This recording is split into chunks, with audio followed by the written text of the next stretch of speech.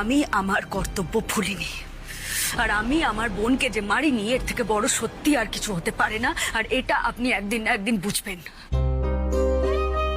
যাই হোক, আমি কয়েকটা লিস্ট করে দেব, সেগুলো একটু এনে দিতে হবে। হিয়ারিং এর পর আমি একটু মন্দিরে যাব আমার বোনের পারলৌকিক কাজ সম্পন্ন করতে। আশা করি আপনার আইন আমাকে এইটুকু সহযোগিতা করবে। হ্যাঁ, আমি অলরেডি কথা বলে নিয়েছি, কিছুক্ষণের জন্য তুমি ছাড়া পাবে। কে আছো? যেটা বললাম সেটা কর, চুপচাপ কর। ওকে গিয়ে লেখ, যেখানে তোরা যোগাযোগ করিস গিয়ে লেখ, আমার সঙ্গে দেখা করতে হবে, ইম্পর্টেন্ট কাজ। লেখ। যাই বয়ান দাও না কেন, একটা কথা মনে রাখো, উচিত তোমার বোন ছিল, আর নিজের বোনকে ন্যায় দেওয়া দিদির কর্তব্য।